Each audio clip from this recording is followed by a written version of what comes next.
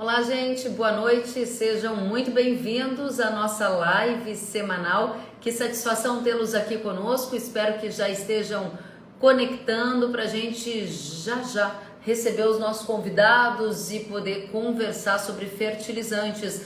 O nosso foco hoje é a visão da indústria nacional e do governo para 2022-23 e também vamos avançar para o longo prazo. Eu vejo gente de várias regiões aqui do país entrando, vou colocar o tema da nossa live para na sequência chamar os nossos convidados. O Luiz Eduardo Rangel, que é diretor da Secretaria Executiva do Ministério da Agricultura, um dos profissionais que liderou a criação do Plano Nacional de Fertilizantes dentro do Ministério da Agricultura. O Bernardo Silva é nosso convidado, ele é diretor executivo do Sindicato Nacional da Indústria de Matérias-Primas de Fertilizantes. Tem muito assunto novo para a gente tratar, hora de eu colocar o tema da nossa live, de vocês prepararem as perguntas e a gente vai começar já.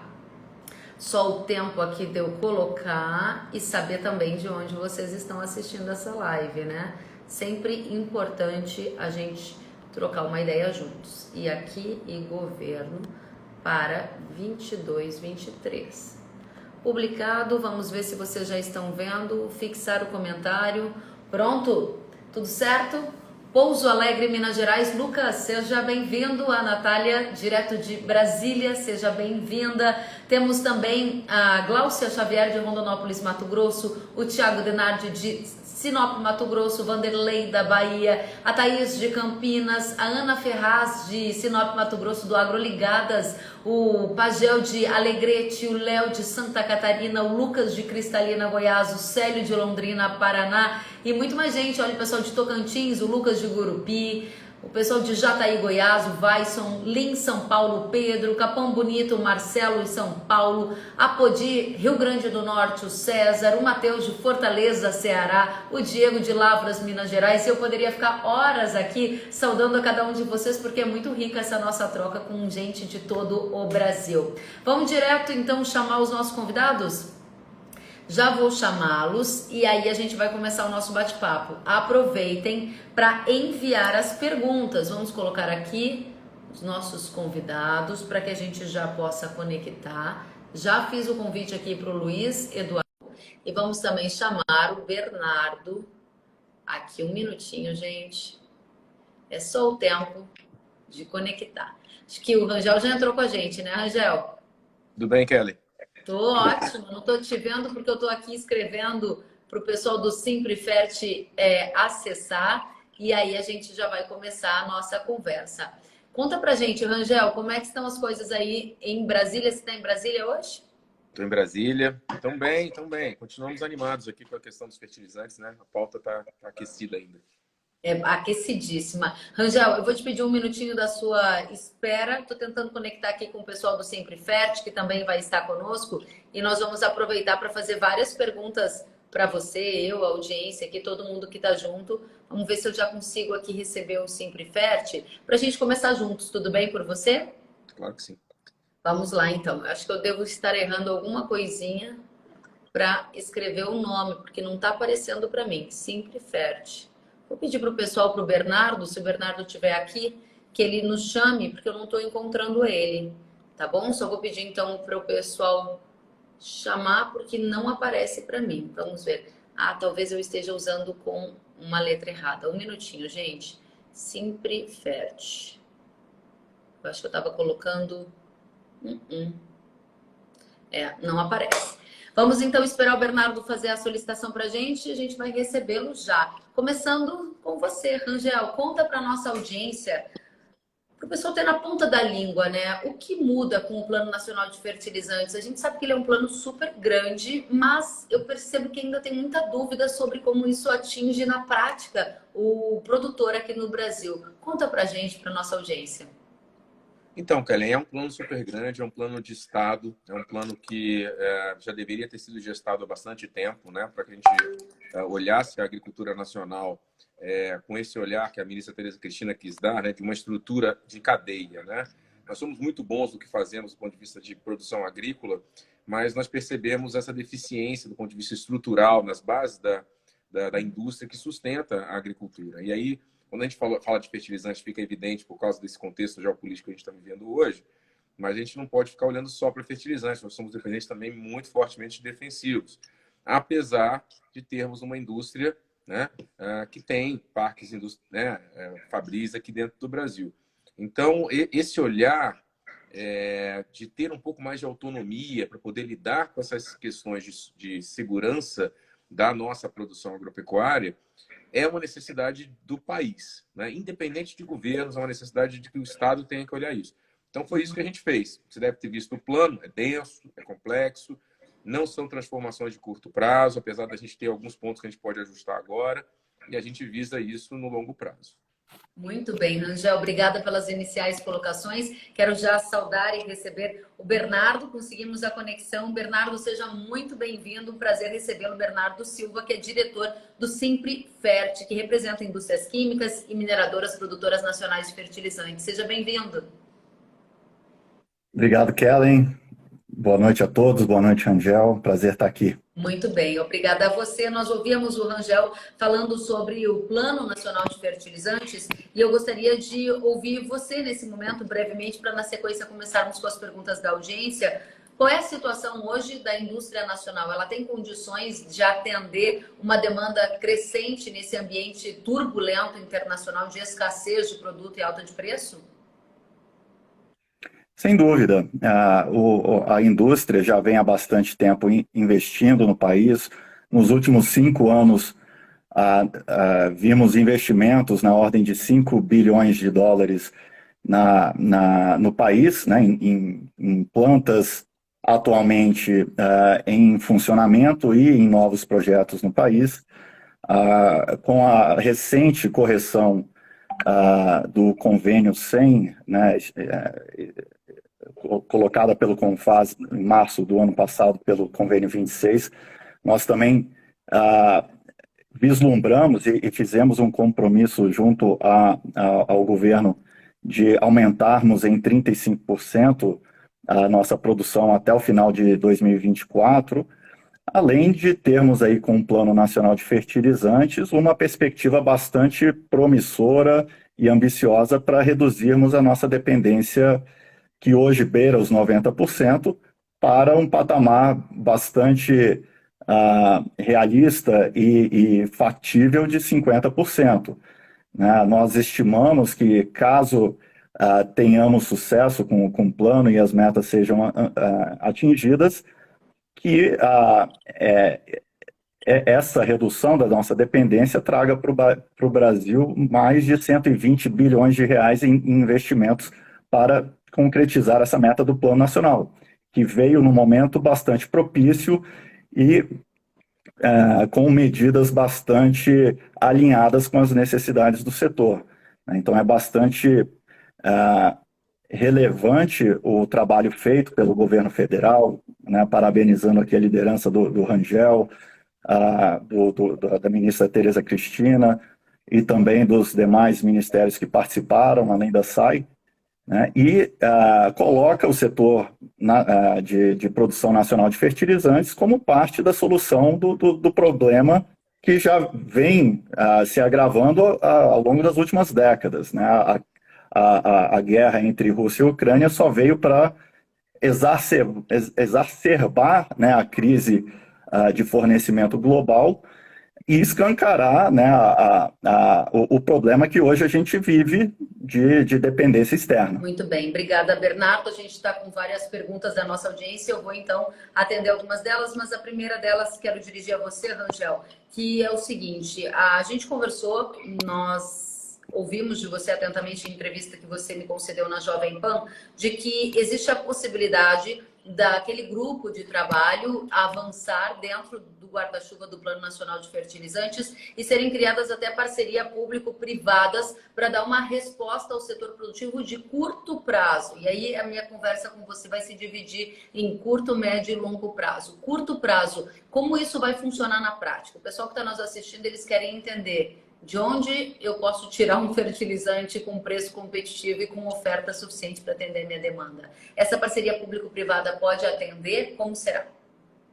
Vamos lá, Kelly. Então, a primeira coisa que é importante dizer, principalmente para um público que é mais voltado para o agro, que os tempos da indústria de fertilizantes, da indústria como um todo, é diferente do tempo da agricultura. Então, quando a gente fala de curto prazo, para qualquer tipo de transformação, isso eu aprendi aí com a equipe do Bernardo, né, com a equipe do Simplifert, é um tempo de 5 anos. Isso é o curto prazo para uma indústria que precisa de uma infraestrutura, de equipamento, de prospecção. 5 anos.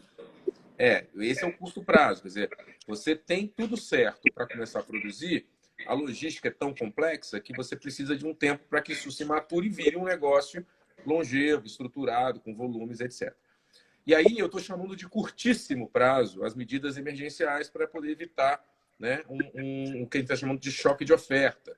Porque, como o Bernardo colocou, nós estamos uma situação geopolítica bem, vamos dizer assim, extemporânea, bem complicada, bem rara, graças a Deus, né, por causa dessa questão de conflitos, mas que eventualmente não só uma questão de conflitos, mas qualquer outra questão pode interromper os fluxos, e foi isso que motivou a gente a fazer um plano, né, para evitar eventualmente rupturas logísticas. Então, no curtíssimo prazo, o que eu posso dizer para o agricultor é que nós estamos monitorando os nossos principais fornecedores, tá? Os fluxos de embarques que esses fornecedores estão trazendo para o Brasil, sejam eles, vamos falar de cloreto de potássio, que é hoje o blockbuster, né? O grande preocupação.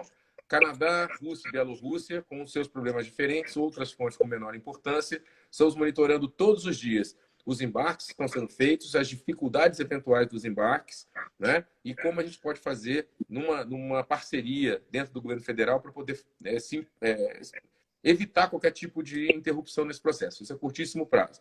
Segundo ponto, botar o conhecimento científico para ser reafirmado por produtor rural. O produtor, infelizmente, apesar da gente... Quando a gente vive em bonança, a gente vive sempre numa zona de conforto, vamos dizer assim. Por mais caro que seja o fertilizante, o impacto no custo de produção, ele estava sendo sempre ofertado e as relações eram favoráveis. Então, nesse momento de eventual choque de oferta, que pode haver uma escassez, nós estamos considerando isso, mas que pode haver, é muito importante que o agricultor reafirme as boas práticas agronômicas. Estima-se que cerca de 40% dos fertilizantes, seja por uma mal regulagem de plantadeira, seja por qualquer outros motivos ali no processo de aplicação, no plantio ou na cobertura, eles estão sendo desperdiçados. 40% no momento de escassez é impensável.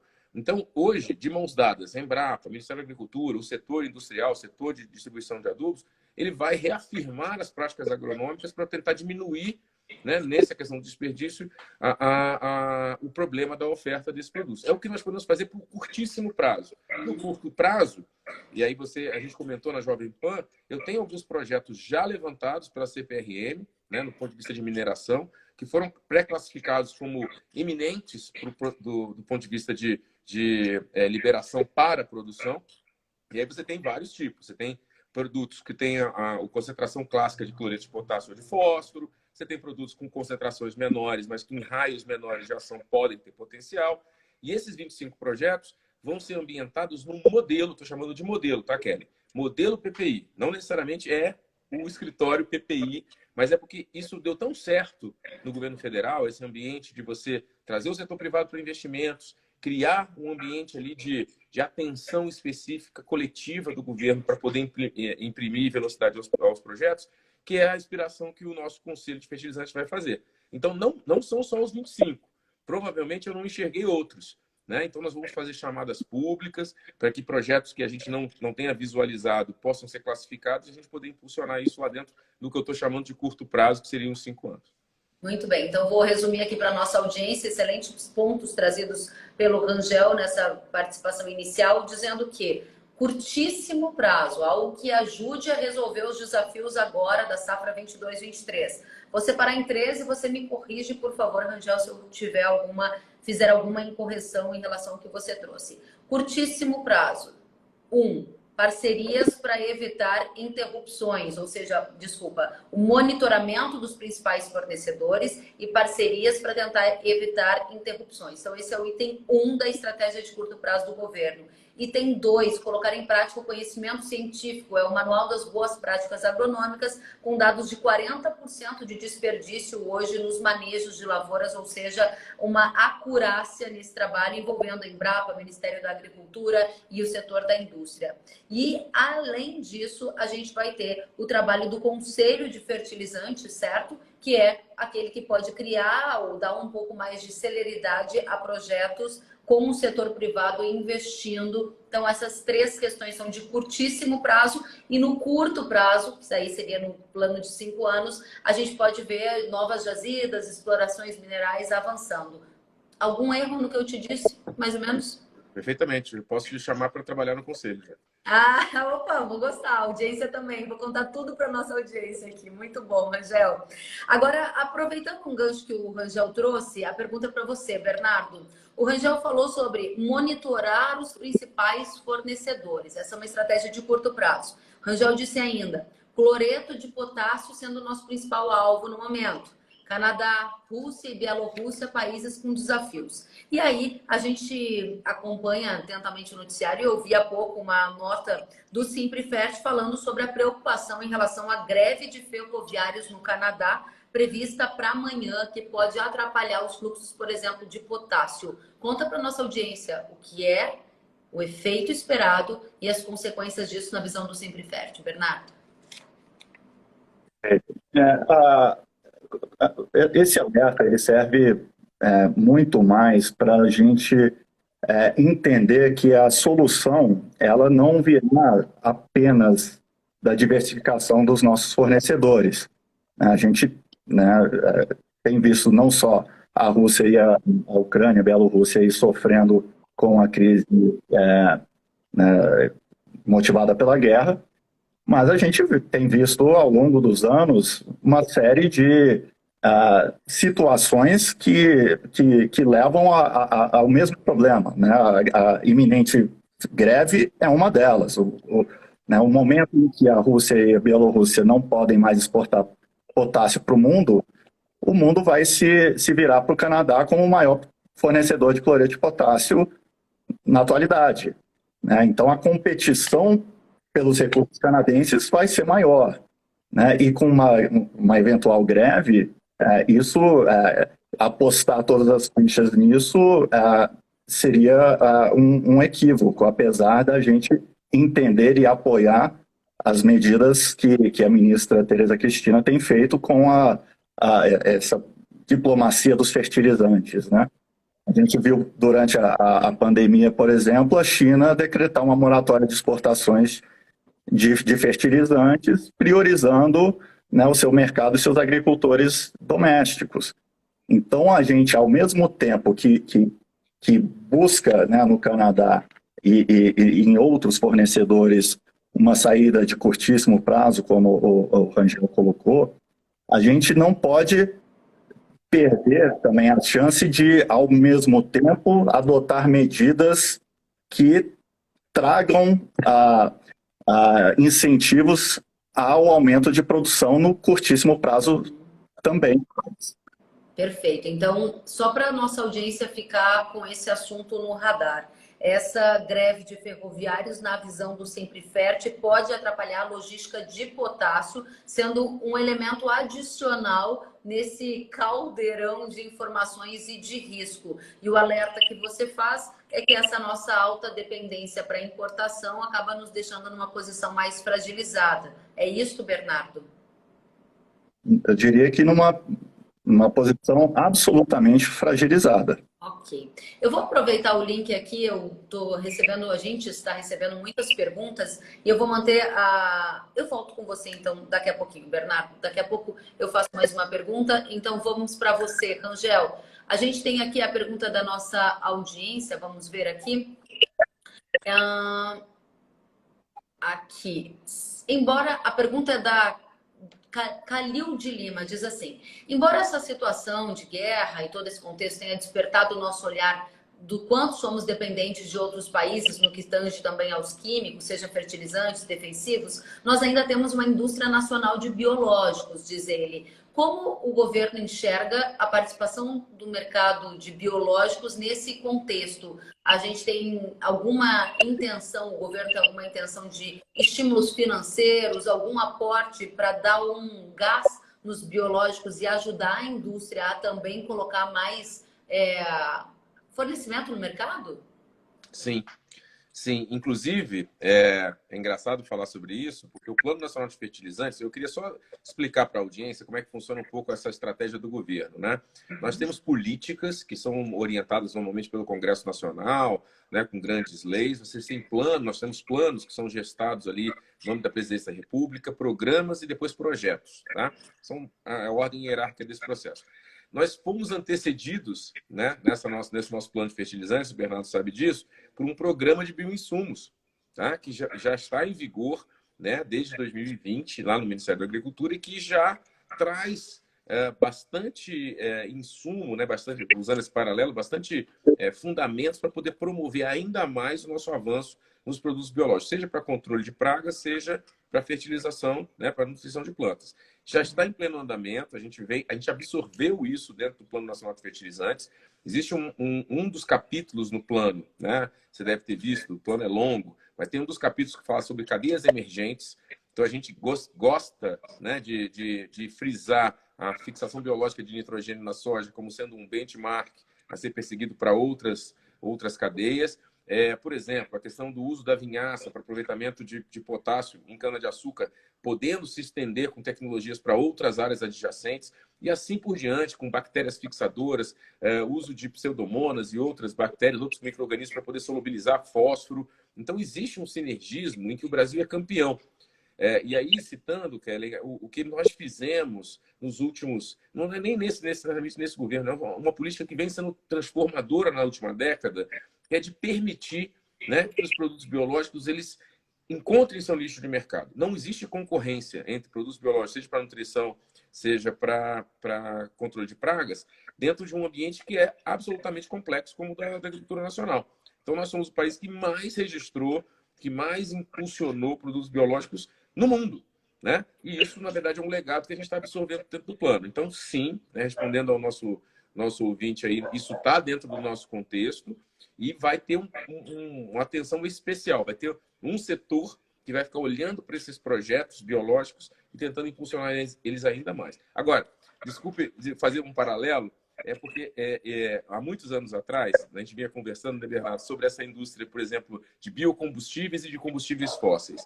Os números são muito díspares, então a gente tem que ter políticas para incentivar, sim, os biológicos, mas eu estou falando de 40 milhões de toneladas de produtos químicos. Então, são mundos muito diferentes. A gente tem que continuar perseguindo a contribuição desses produtos, mas lembrando que os volumes que a agricultura precisa, eles não serão supridos imediatamente por essas cadeias emergentes.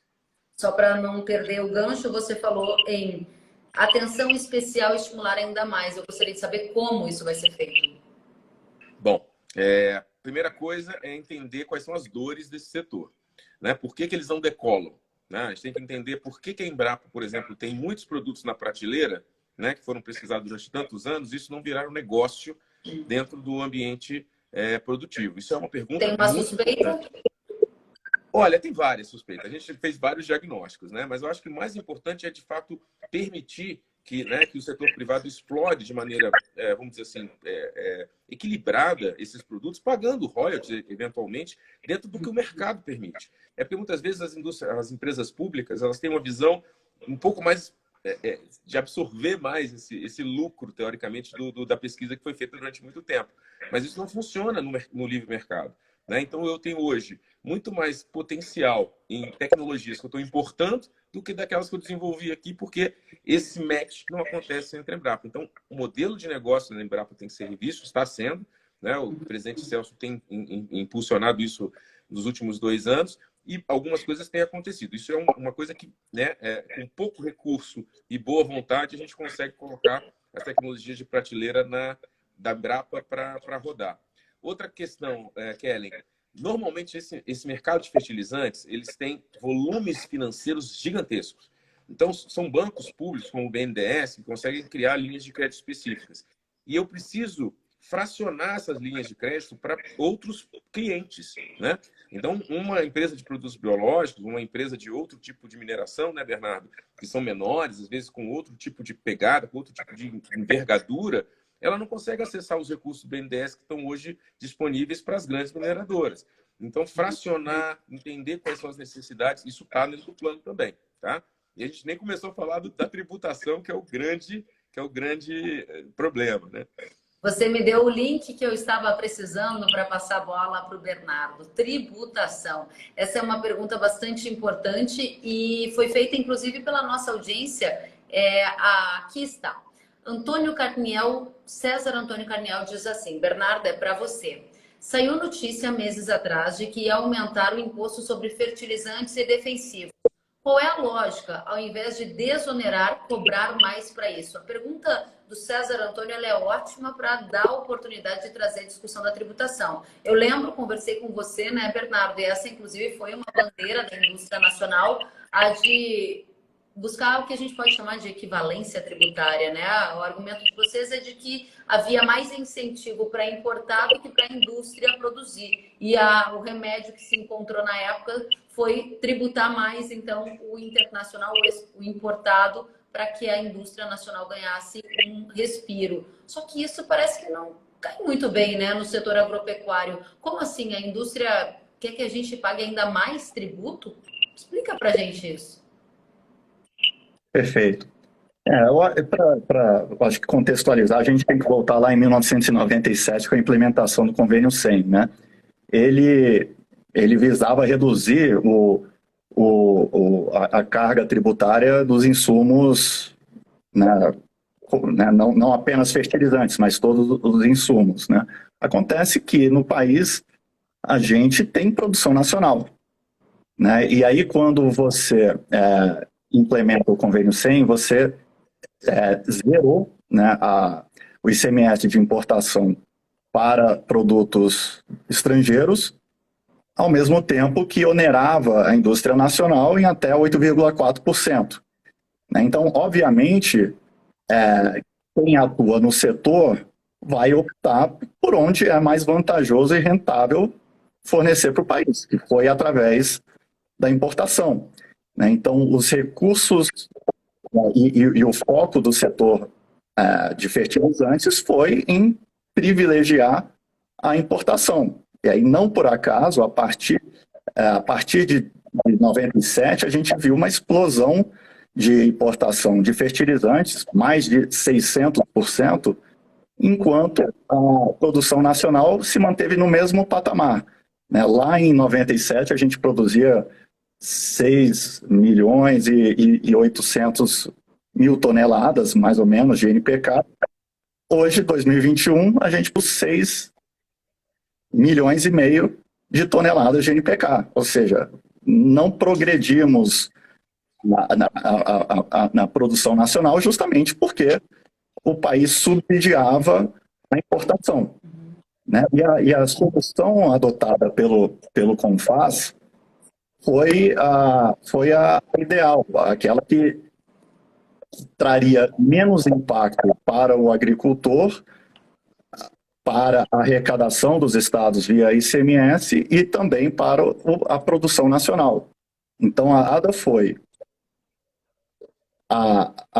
atingirmos uma isonomia de ICMS praticado em produtos nacionais e importados a partir de 2025, a partir de 1º de janeiro de 2025, num patamar de 4%.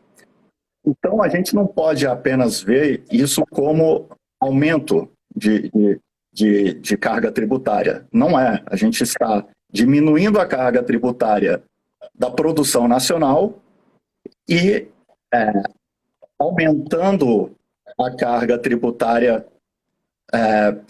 da importação, que antes era subsidiada, para termos um campo de jogo nivelado. O setor não está pleiteando qualquer subsídio, qualquer incentivo, apenas um campo de jogo nivelado, e foi isso que o CONFAS trouxe lá com o Convênio 26. Né? Então, talvez a melhor resposta para a pergunta é: não faz sentido um país que tem o quarto maior mercado de fertilizantes do mundo, uma franca expansão, né? O mercado cresce o dobro da taxa global, né? A gente ficar subsidiando investimentos, emprego, impostos, né? Arrecadação de outros países. No Brasil, nós temos os recursos naturais, nós temos o fosfato, o potássio, né? O gás natural para transformar em nitrogenados, nós temos empresas que investem no país olhando o longo prazo, né? E principalmente a gente cria uma condição para o próprio agronegócio ter uma segurança de fornecimento e uma redução dos riscos que ele hoje tem quando a gente depende tão fortemente de fornecedores externos, para que esses agricultores tenham uma previsibilidade maior, um acesso facilitado a um fertilizante nacional que pode, inclusive, contribuir de forma mais adequada às próprias demandas do agronegócio, customizar as tecnologias dos produtos de fertilizantes para a realidade e as necessidades do agro nacional. Bom, diga para então, nesse contexto, a gente importa, a gente demanda, né, mais de 40 milhões de toneladas, certo, gente? Só em 2021 foi isso. Qual é a capacidade produtiva da indústria hoje e quanto vocês conseguem aumentar, vocês, eu digo, indústria nacional, para a gente suprir parte dessa demanda que talvez fique devendo aí nas importações? Então, 2021 foi cerca de 41 milhões. Quanto que a indústria, isso importado, né, gente? Me corrijam, Rangel e Bernardo. É isso mesmo, 42 milhões importados, 6,4 milhões produzidos nacionalmente. 6,4 milhões, isso em 2021. Quanto a indústria nacional consegue produzir em 2022, diante desse aumento de demanda? Tem uma expectativa de crescimento?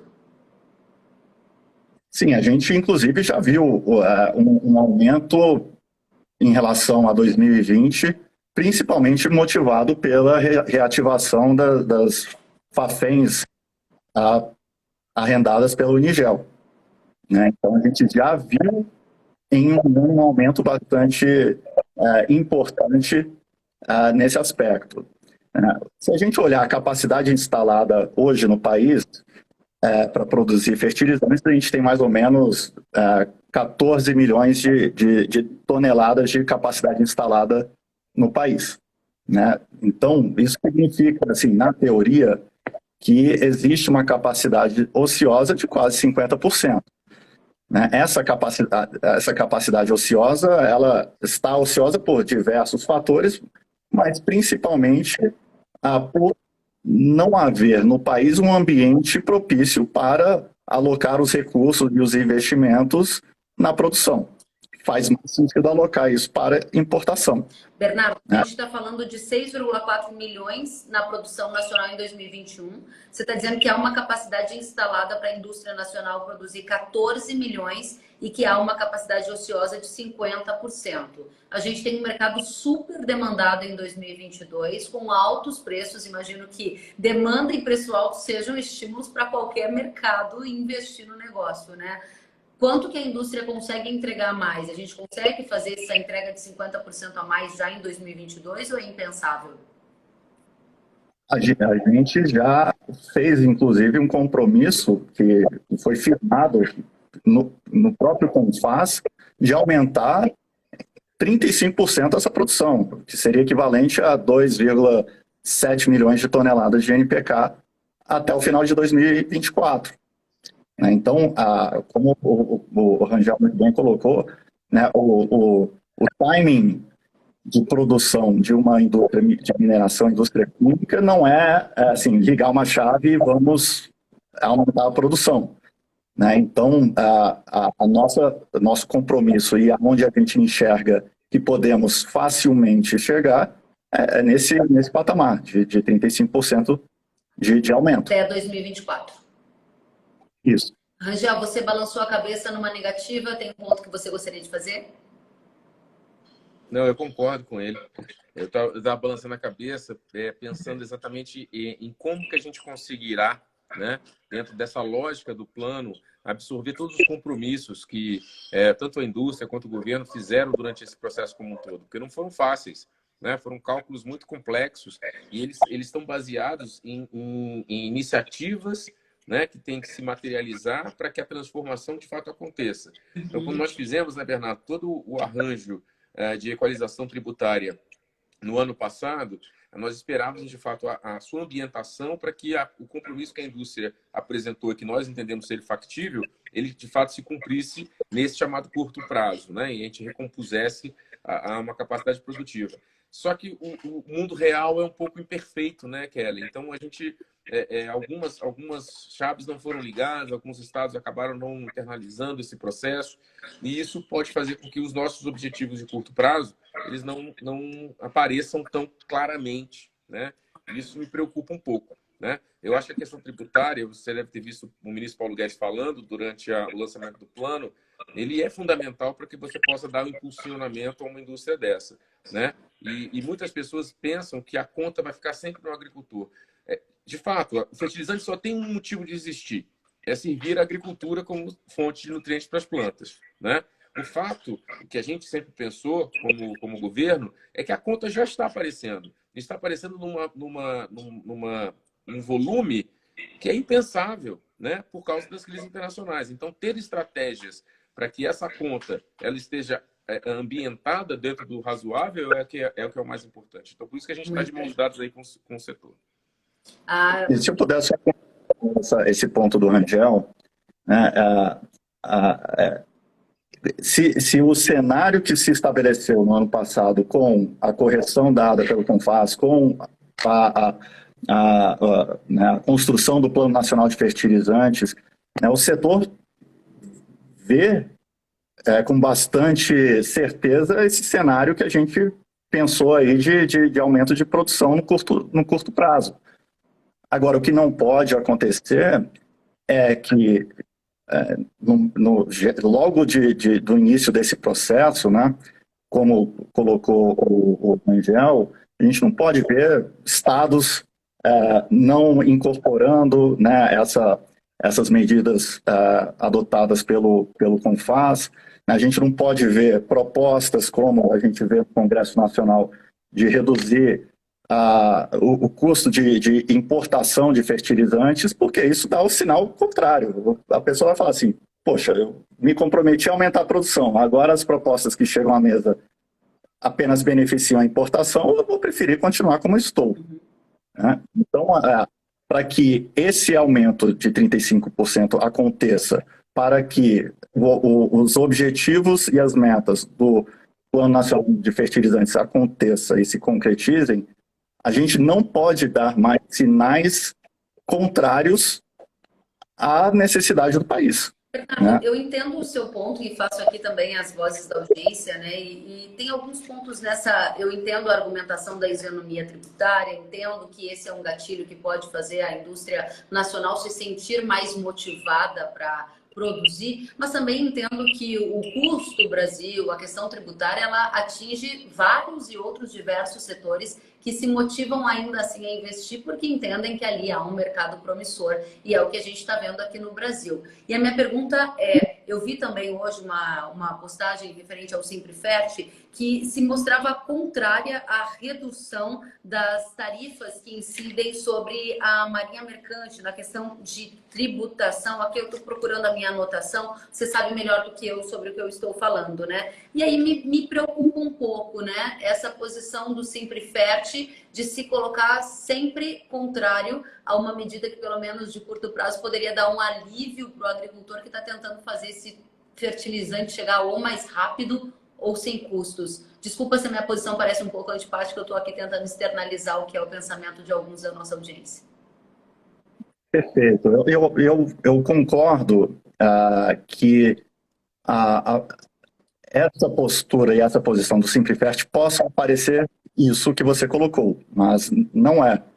Né? Bom, se a gente olhar a dinâmica do mercado, como funciona, né? É um mercado global, é um mercado comoditizado, né? Com poucos atores dominando o fornecimento global, e uma medida como essa não garante, em primeiro lugar, a redução do custo do fertilizante importado, principalmente num momento de margens bastante apertadas, né, um aumento da demanda, o desequilíbrio da oferta e da demanda, né, porque, né, os países que antes forneciam para o país não fornecem mais, tem menos fertilizante sendo produzido para a mesma demanda, ou demandas que estão constantemente expandindo, né? E esse tipo de medida, portanto, se torna ineficaz.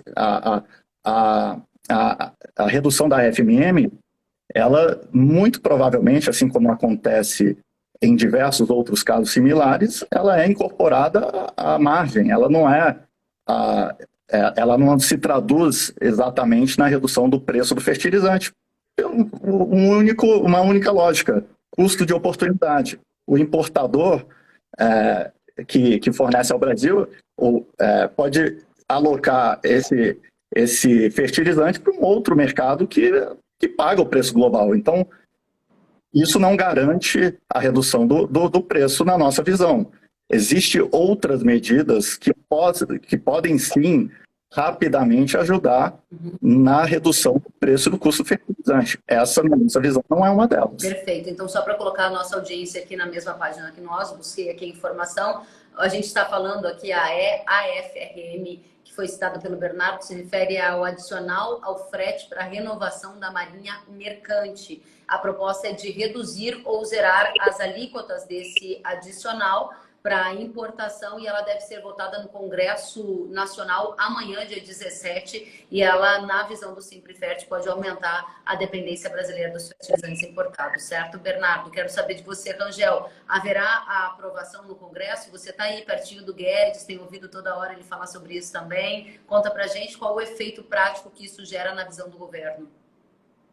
Bom, o efeito prático imediato de fato, uma política do ministro Paulo Guedes, né? Tentar verificar quais são as amarras do ponto de vista tributário que acrescentam esses custos adicionais ao processo e, dentro das nossas possibilidades, reduzi-los.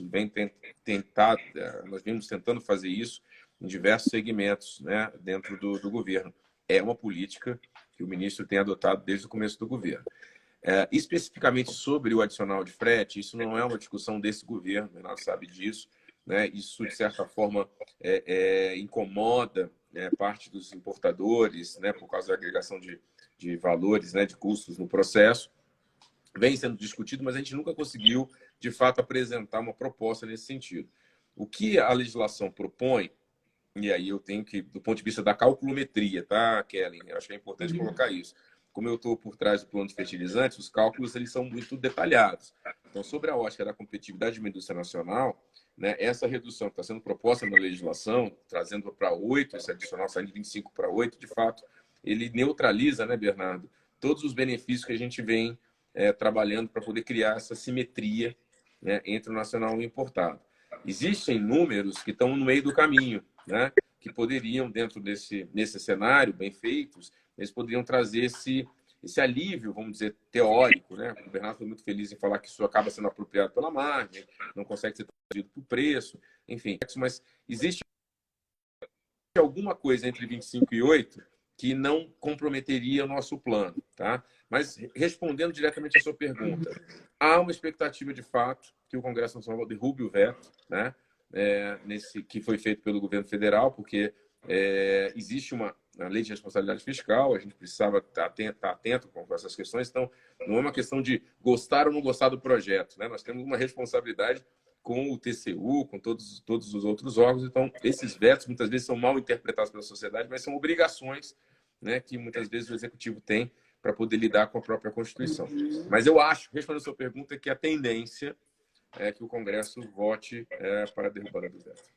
Muito obrigada, Rangel. Muito obrigada, Bernardo. O tempo está voando, gente. E eu vou trazer para você a pergunta, Bernardo, do Maurício Burigo. E ele diz, a questão é que aqui no Brasil só vai ser autossuficiente em fertilizantes se explorar as terras indígenas, mineração em terras indígenas. Acredito que a gente pode esquecer, se não acontecer isso, a gente pode esquecer a autossuficiência. Essa é a colocação do Maurício Burigo. Inclusive, foi aprovado um projeto de lei com regime de urgência na Câmara. O deputado Ricardo Barros, que é o líder do governo na Câmara, diz que a expectativa é votar até meados de abril este texto e depois ele segue para o Senado. A minha pergunta objetiva para você é, Bernardo, a solução, parte da solução para aumentar a oferta de fertilizantes no Brasil passa pela mineração em terras indígenas? E hoje, qual é o nosso contexto em termos de jazidas que podem ser exploradas, a sua visão para uma década adiante, por exemplo?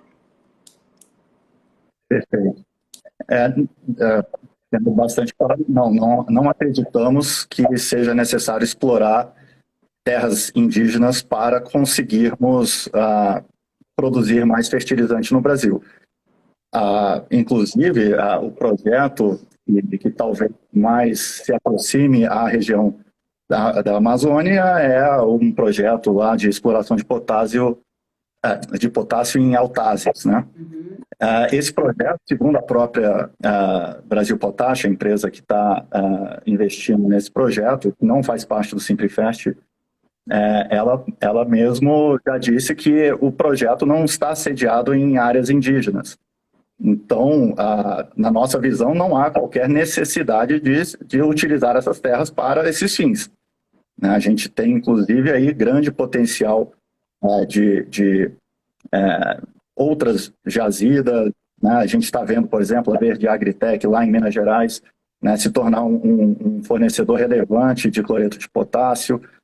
Eles estão investindo pesado. A gente tem visto aí né, outras tecnologias surgindo para esse fim, para melhorar aí a eficiência dos fertilizantes hoje produzidos no país. A gente vê projetos como Santa Quitéria, lá no Ceará, ali a Serra do Salitre, em Minas Gerais, né, as próprias plantas de nitrogenados que vão absorver grande parte dessa dependência que hoje está na mão dos importados. Mas uma coisa tem que deixar clara é que o Brasil não pretende se tornar autossuficiente. Eu diria que nenhum país agrícola do mundo, com exceção talvez da Rússia e da China, tem essa autossuficiência, né? Eu acho que um comparativo que eu até coloquei na minha tela aqui do computador que é relevante é fazer essa comparação com os Estados Unidos. Os Estados Unidos hoje, ele não é autossuficiente. Eu acho que a dependência externa dele beira 30%. Ele é um grande dependente de cloreto de potássio. O Brasil depende de 96% do exterior para suprir o potássio no país. Os Estados Unidos tem 91% de dependência de cloreto de potássio. Só que, né, a dependência dele está concentrado no Canadá, país vizinho dele, né? Então a gente pode também olhar os nossos países vizinhos como também parceiros na construção dessa redução do risco externo. O próprio Plano Nacional de Fertilizantes leva como diretriz essa linha. Ótimo. Então é importante a gente ter em mente que o Brasil não precisa ser autossuficiente, principalmente não precisa de terras indígenas, mas precisa sim fomentar a indústria nacional. A saída, por exemplo, que os Estados Unidos está dando para a sua alta dependência de potássio e a sua dependência de fertilizantes é investir na produção nacional. O Biden acabou de lançar um programa que oferece 250 milhões de dólares para expansão da produção nacional. É algo nesse sentido que a gente busca para o Brasil. Bacana, vou pegar essa deixa e passar para você. Tem algo nesse sentido aqui no radar do governo brasileiro? Alguns milhões, bilhões de reais para incentivar? Conta para a gente gente acabou de ouvir o Bernardo falando que não acredita que seja necessário explorar terras indígenas para aumentar a produção, e eu lembro que lá no comecinho da nossa conversa você falou das explorações de jazidas para ampliar a oferta. Então, 2 em 1, quantos milhões aí tem no seu cofre para esses projetos e quais são são os mapeamentos que o governo já tem para jazidas e exploração nos próximos anos? Rangel.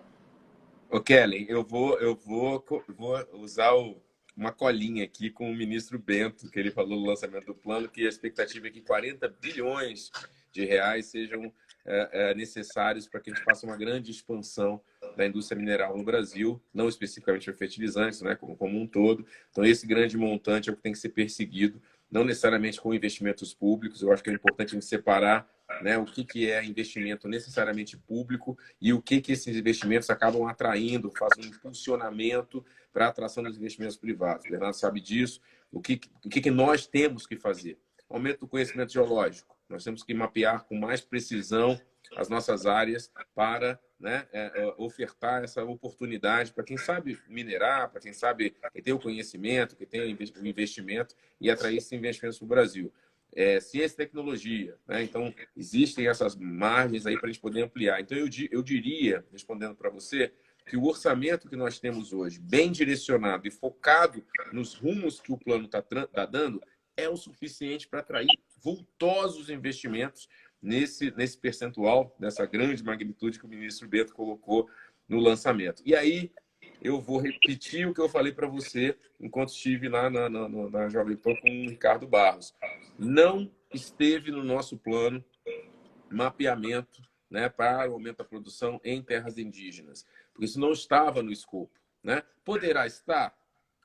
Poderá estar se a gente tiver, de fato, esse ambiente, né, legal instalado dentro do Congresso Nacional. Mas eu queria deixar claro para os ouvintes, né, para os internautas, que o plano não se calçou na dependência da exploração de terras indígenas para poder buscar essa maior produtividade. A gente está com o mapeamento da CPRM em áreas que não têm sobreposição com terras indígenas, como diz o Bernardo, são áreas chamadas de influência, o que não é pouco relevante, tá, Kelly?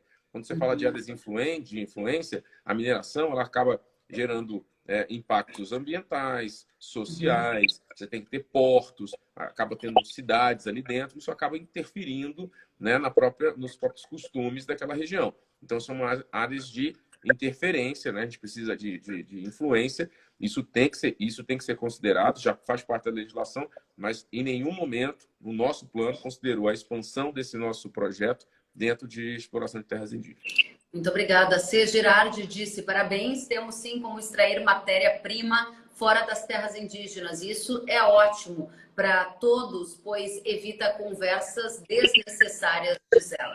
Bom, Kellen Severo, avise-nos se houver a greve no Canadá, disse o Hélio. Vamos estar aqui sempre atentos aos desdobramentos de tudo isso. Renato disse, essa crise é um mar de oportunidades para empresas picaretas e vendas de pó mágico. Bernardo, você concorda? Qual é o fechamento que você dá para a nossa audiência? É um mar de oportunidades para picaretas venderem pós mágicos? É isso que você está vendo no mercado? De forma alguma. As empresas que atuam no mercado brasileiro são empresas globais, sérias, com compromissos de investimentos e compromisso com o país e com a agricultura nacional. A própria agricultura nacional, os agricultores também não são pessoas que cairiam nesse tipo de situação, são agricultores, empresas, empresários de altíssimo nível técnico, né, e sabem diferenciar pó mágico de produto eficaz. Obrigada, Bernardo. Rangel, você está rindo, mas a gente quer saber de você e do Ministério da Agricultura. 3 regrinhas básicas para ninguém cair no conto do vigário, hein? O que se faz na hora de aderir a uma nova tecnologia que às vezes pode parecer milagrosa e no final das contas ela pode ser decepcionante, a depender do negócio que o agricultor fizer. Nosso tempo está bem curtinho, se você puder. Rapidão, Kelly. Olha, eu sou um agrônomo cartesiano, tá? Então não acredito em milagres. Eu acredito naquela curva que de fato você coloca e você retorna. Então não acredito em milagres, não acredito em coisas que você não conhece. Confie no Ministério da Agricultura, os produtos têm que ser registrados. Se são registrados por nós, eles têm os conceitos básicos nesse processo. E fiquem tranquilos, nós também recebemos essas oportunidades, entre aspas, nesse momento de crise, e nós só vamos oferecer e vamos avante no que for realmente viável para o agricultor. Muito bem, para encerrar, a gente tem um minutinho ainda, perguntas aqui sobre vai faltar fertilizante em 2022, 2023. Bernardo, vai faltar fertilizante? Você que tem contato direto com a indústria, a matéria-prima está escassa, o que vai acontecer em 2022, 2023?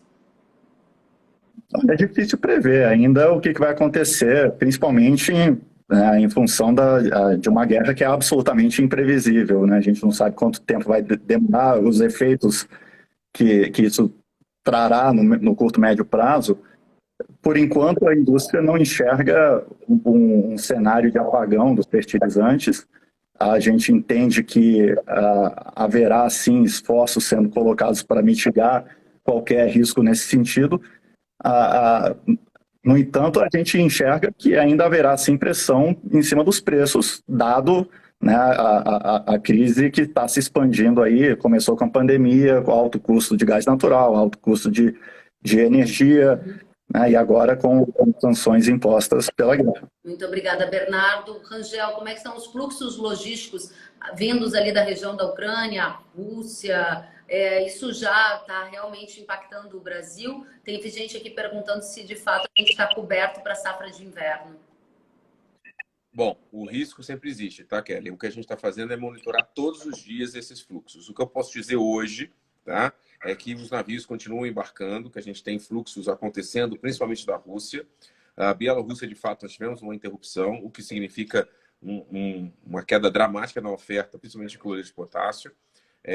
Nitrogênio e fósforo não parece ser uma crise que a gente possa considerar, porque nós temos diversas fontes ali que podem suplementar a nossa indústria nacional, mas o cloreto é uma atenção que eu e a ministra estamos dando todos os dias. Então, a gente está verificando tudo que é possível, monitorando, inclusive com a nossa diplomacia na Rússia, as possibilidades eventuais de interrupções lá nos portos, para que esses fluxos continuem indo para o Brasil. Hoje, eu poderia dizer, o nosso line-up, nossa importação, está maior do que no ano anterior. Nessa mesma época. Nessa mesma época. O que não é um alento, tá, Kelly?